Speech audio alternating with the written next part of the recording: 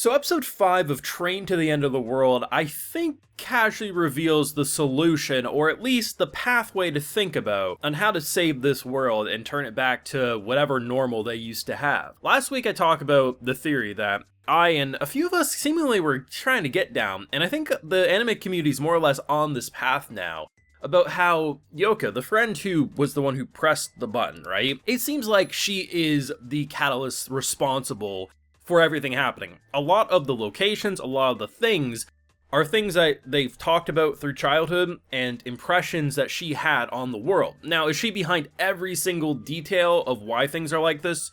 No, but the general consensus is that, like, she is the host of why things look and feel a certain way. Now, is it going to just be a simple press of a button to turn it off? No, because if that's true, she would have done that as she repeatedly pressed it. But it seems like, based on how they cured Akira, who got a mushroom pulled from her ass and lost control. It was like her, nervous system just completely shot out and she was no longer in control. The solution, as we have a scientist who is working with the whole 7G situation, we got this Saw level scene where a dude was getting drilled into his head, insanity, is that because it's a mental thing, as long as she, in theory, got mushrooms back, it'd be like she didn't lose anything. That seemingly didn't work, but the book that meant very much, it was precious to her, it was an important part of her, getting the pages of those shoved in her mouth was enough to make her body think that she was back to normal.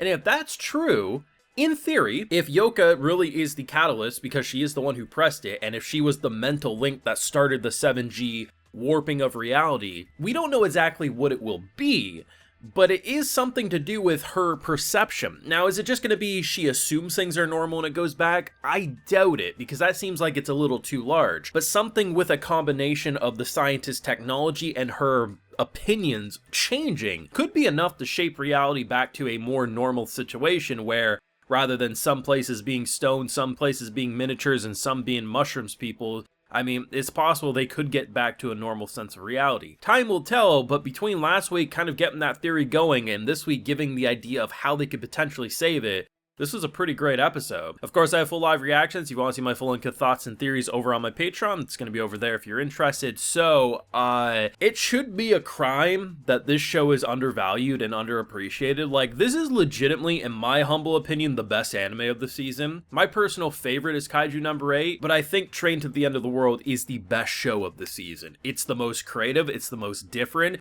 it's fun as hell, and in a weird way, it doesn't take itself seriously while also taking itself seriously. Like, it's hilarious, it's goofy. It feels like people who've naturally adjusted that the world's just freaking weird, and they know that, and sometimes they get scared, sometimes they're just goofing around.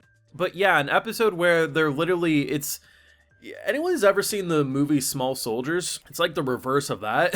It's like, rather than the action figures come to life, it's just miniature people, and they're basically hitting normal sized humans with, like, basically, it's like getting small pebbles thrown at them. We have like a Kong reference at one point. This girl Remy climbs up and she's like, it's just so over the top. But the writing is so fascinating, because what I said around episode 2 or 3, it was in that area, I said this is the type of show that either ends up flawlessly amazing or it crashes and burns. There's no in between, because this is a show that's going to be batshit wild. And when you're this batshit wild, it's very easy to trip on your own feet and stumble and fall. And once you start stumbling, it's a snowball effect of chaos. We're 5 episodes in. I don't think they've tripped a single moment yet. I honestly think they've nailed the insanity, because rather than it just feeling like an anime that's trying to say, how can we up the weird? Okay, we showed them mushroom people who kill themselves. We show them stone people who can't move. Okay, we see goat people running and trying to ram us off the tracks. Rather than it just feeling like they're trying to be shocking, rather it's like,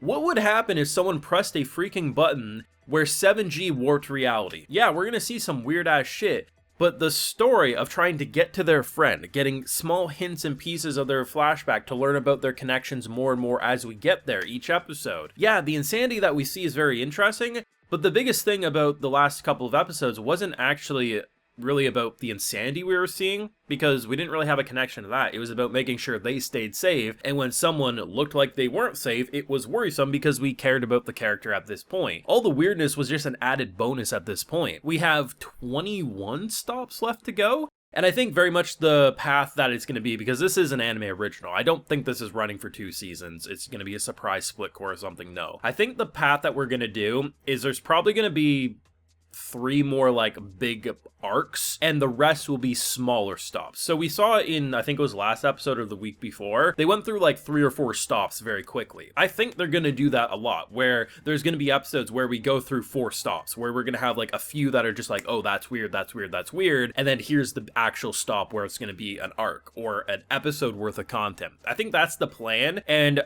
are we gonna see every single one? Probably not, but I imagine we'll see a good dozen, and then we'll reach the destination, and that's when the big hurrah is going to happen in terms of whatever's going to happen.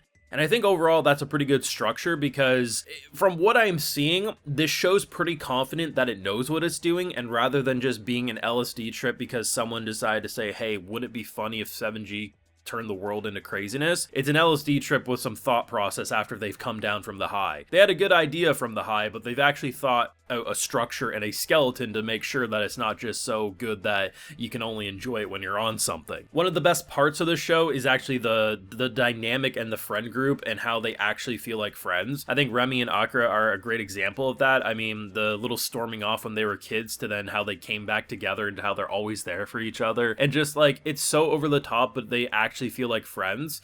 And like, when she freaked out because her bracelet, this girl went into pure Hulk smash mode and climbed up there like she was Kong, ready to hit out the planes in the sky. At one point she caught a rocket that was flying towards her and whipped it back at this. I was like, that's fantastic. Though I did have to laugh at the guy. So here's the thing about bullying. Everyone deals with bullying in different ways, but I did have to laugh at his reasoning. So, you know, I was thinking like he had no friends, he was always a loser, this, that. And basically it was summed down to as, I finally made friends, and I said I really wanted to be basically in the army, and they laughed at me because I don't have the physique for it. And I'm like, bro, while maybe that wasn't nice of them, everyone deals with that. I think we've all had moments where we say something at a school, and our friend group's like, that's kind of dumb, and then they move on. I guarantee you that was how that conversation went. You didn't need to become a psychopath. Like, it wasn't the worst evil character of all time, so it's easier to just let it slide, but it was kind of funny because this guy's acting like he's never had friends, never had relationships, and he's like, yeah, I had a friend group and they didn't like that I wanted to be in the army. And I'm like, bro, just send this guy off to Kong Island here. This guy's an idiot. And that's basically what they did. But it was fun, man. I thought we were going to recruit a doctor. We got a scientist who was actually a part of the whole 7G experiment, and that dude drill through that. Please tell me I'm not the only one who was laughing my ass off. So they have this very intense scene where this guy's getting drilled, and then intense music, and then it abruptly cuts and everyone's just standing there.